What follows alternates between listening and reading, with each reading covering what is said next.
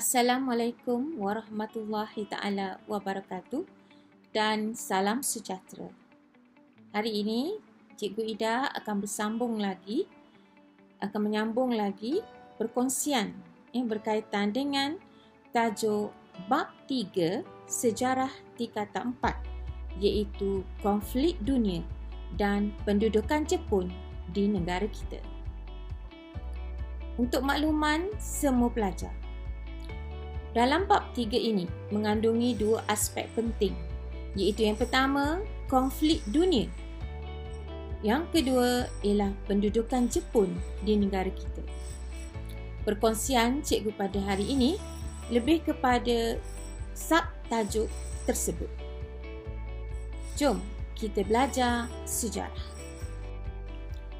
Subtajuk yang akan cikgu kongsikan pada hari ini ialah merujuk kepada tajuk 3.1 nasionalisme di negara kita sebelum Perang Dunia. Kedua ialah berkaitan dengan tajuk 3.2 latar belakang Perang Dunia. Kita lihat apakah standard pembelajaran untuk hari ini. Cikgu mengharapkan pelajar dapat memberihalkan kesedaran nasionalisme di negara kita sebelum Perang Dunia. Kedua, pelajar dapat menerangkan latar belakang Perang Dunia.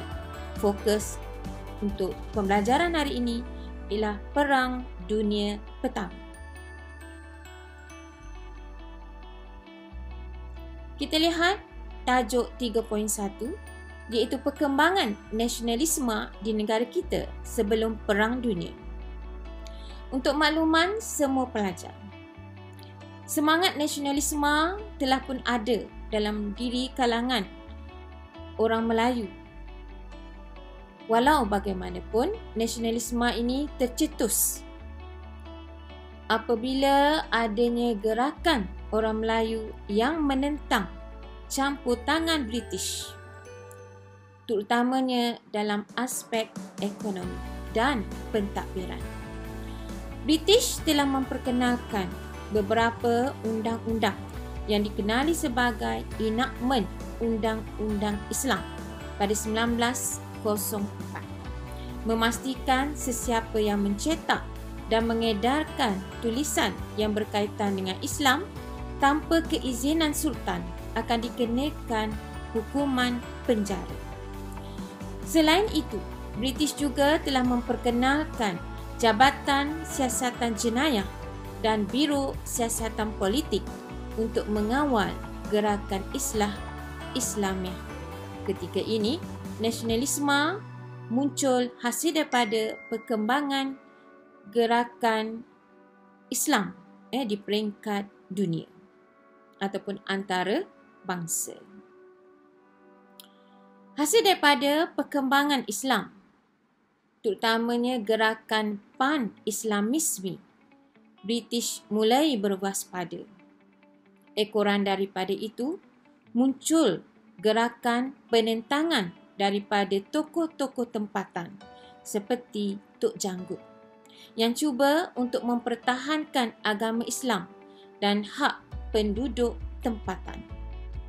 Seterusnya, perjuangan menentang British juga dikaitkan dengan isu cukai yang dikenakan oleh kerajaan British dan sikap membenci kerajaan British. Nasionalisme ini berkembang lagi apabila berlakunya perang. Perang telah menarik perhatian pemimpin Melayu menyokong Khalifah Empayar Uthmaniyah yang terlibat dalam Perang Dunia Pertama.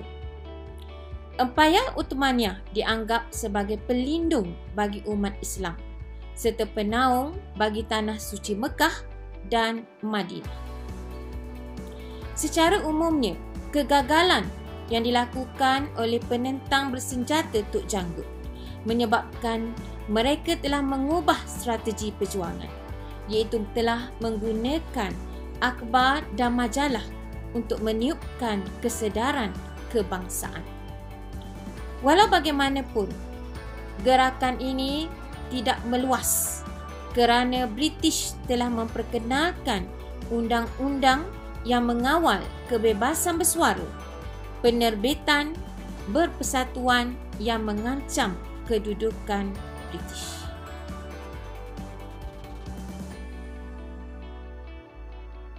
Itu berkaitan dengan latar belakang Perang Dunia.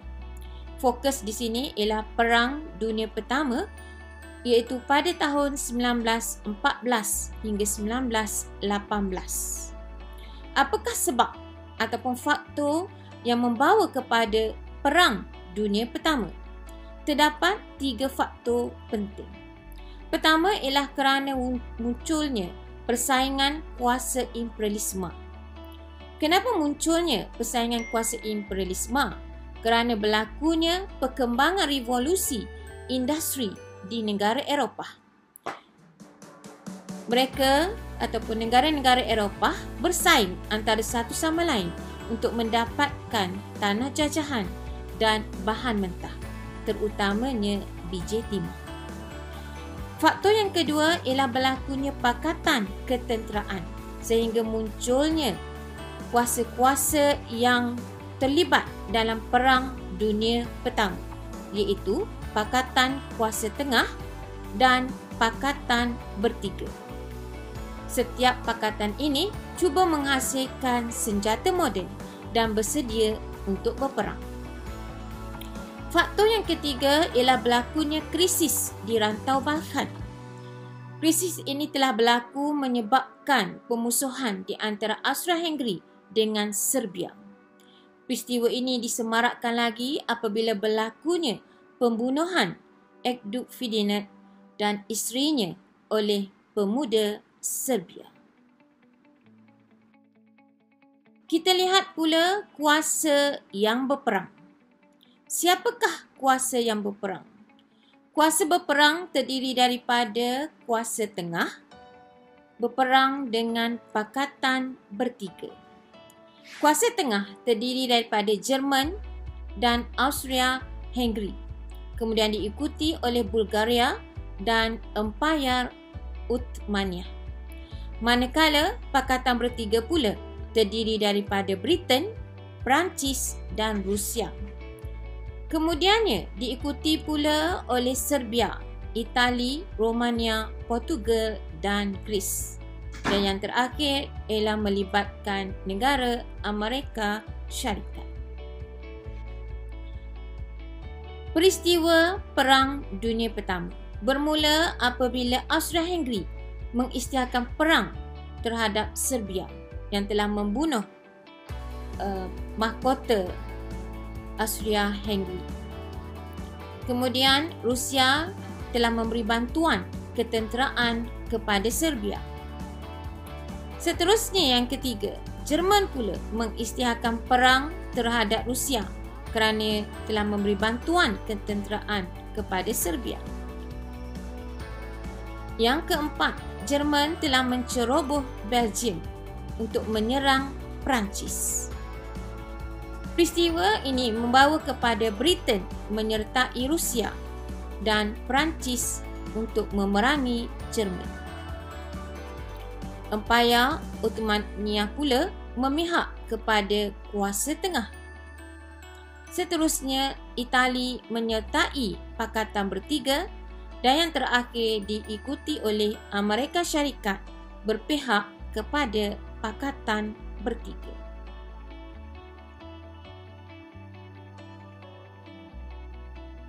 Kita lihat pula apakah yang berlaku ketika berakhirnya Perang Dunia Pertama.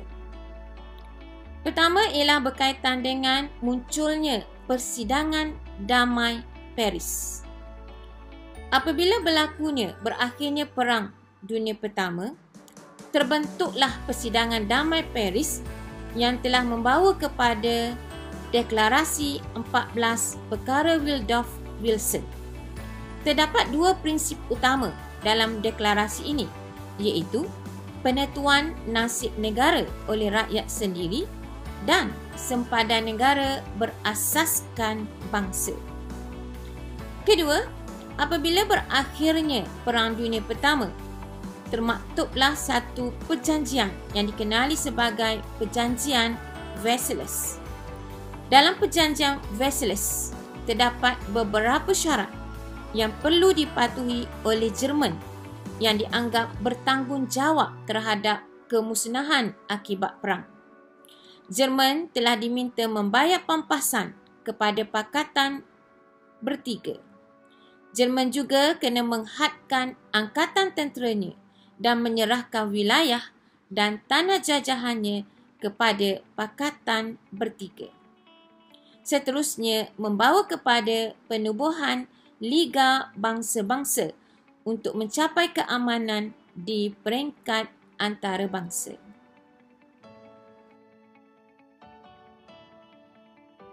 Berlaku juga kesan perang.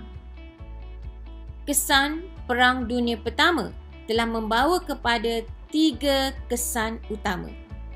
Pertama ialah keruntuhan pemerintahan beraja. Kedua, kemunculan negara yang baru. Ketiga, kesan ke atas negara kita. Keruntuhan pemerintahan beraja telah berlaku di negara-negara seperti Jerman, Austria-Hungary, Rusia dan Empayar Uthmaniyah.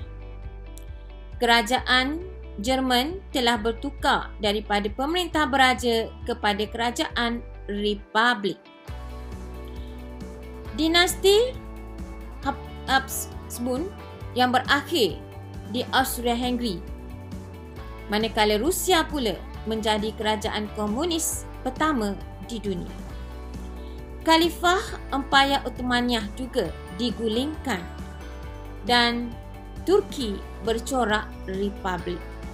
Secara umumnya, kebanyakan negara yang terlibat dengan perang mengalami keruntuhan pemerintahan beraja dan membentuk kerajaan republik tanpa raja. Kedua, kemunculan negara baru. Negara-negara yang terlibat dengan perang terpaksa menyerahkan wilayah mereka kepada Pakatan Bertiga sehingga munculnya negara-negara baru seperti Austria, negara Hungary, Slovakia dan Yugoslavia. Manakala Empayar Rusia pula terpecah kepada Poland, Estonia, Latvia dan Lithuania. Manakala Empayar Uthmaniyah telah membentuk negara Lebanon, Syria dan Iraq. Kesan yang terakhir berlaku juga di negara kita. British telah berjaya menyekat kebangkitan orang Melayu dengan meminta Raja-Raja Melayu menandatangani pengisytiharan perang. Negeri Melayu juga diletakkan di bawah undang-undang tentera dan wang hasil biji timah yang diperolehi daripada negara kita, Tanah Melayu dan juga hasil getah telah digunakan untuk membiayai operasi British dalam Perang Dunia Pertama. Itulah antara 3 kesan hasil daripada Perang Dunia Pertama. Secara rumusannya, pelibatan Amerika Syarikat dalam perang telah membawa kepada kejayaan Pakatan Bertiga. Jerman terpaksa menandatangani genjatan senjata. Manakala Amerika Syarikat telah diiktiraf sebagai kuasa besar dunia selepas Perang Dunia Pertama. Walau bagaimanapun, Perang Dunia Pertama ni banyak memberi iktibar kepada kita tentang pentingnya keamanan dunia. Namun begitu, perdamaian yang dicapai selepas Perang Dunia Pertama hanya bersifat sementara. 20 tahun selepas itu, muncul kembali Perang Dunia Kedua yang mula meletus.